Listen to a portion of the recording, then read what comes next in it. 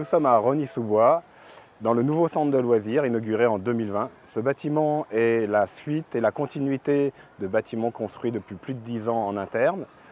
Nous avons la caractéristique de poursuivre un but qui est l'architecture régénérative. Notre première idée, c'est d'être neutre ou positif vis-à-vis de l'environnement dans un acte de prédation qui est l'acte de construire.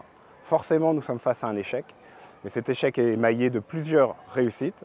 La première réussite, c'est de pouvoir dire que c'est un échec et de faire face à cette réalité. Ceci est lié à l'organisation puisque nous sommes au service du commun, du bien commun de la commune, donc hors du service de la marchandise.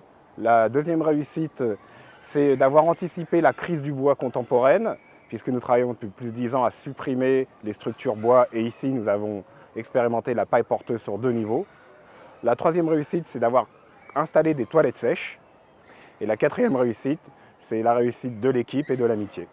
Pour atteindre nos objectifs d'architecture régénérative, on a choisi d'utiliser la paille bio comme matériau structurel et isolant, ce qui nous permet, en la choisissant en plus en agroforesterie, de limiter notre utilisation du bois. Le bois, lui, est francilien, massif, pas de la mêlée collée, et on l'utilise des fondations à la couverture.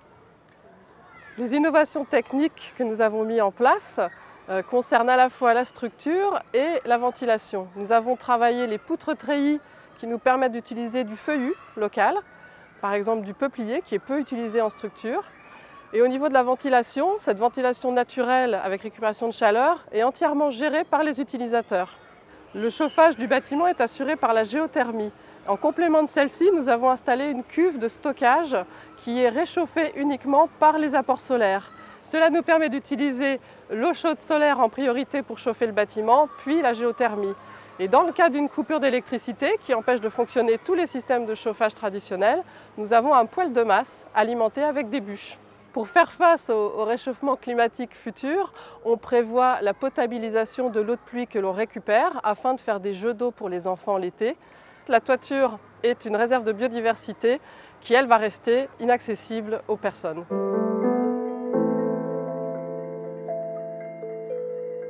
Dans le temps du chantier du centre de loisirs, nous avons fait plusieurs chantiers participatifs. Le bois brûlé, la charpente faite à la main avec les arbres qu'on avait abattus à l'emplacement du centre de loisirs. Nous avons fait aussi intervenir des femmes de l'armée du salut en réinsertion professionnelle. Afin de sensibiliser les Rhonéens, les enfants, les parents, on a fait des chantiers participatifs pour faire des briques de terre crue. Et les enfants sont même venus poser les briques de terre crue pour fabriquer le local vélo. On a organisé avec les enfants des visites de chantier. Ils ont préparé une exposition qui a été montrée le jour de l'inauguration. On les accompagne aussi dans la mise en place d'un potager. Et on suit les animateurs au jour le jour pour les aider à mieux utiliser le bâtiment. Au-delà du bâtiment, on essaye aussi de mettre en place une pédagogie régénérative. On va organiser des formations pour les futurs utilisateurs des bâtiments. Ici, les animateurs ont fait une formation à l'éco-citoyenneté et on leur apporte des éléments pour enrichir leur projet pédagogique.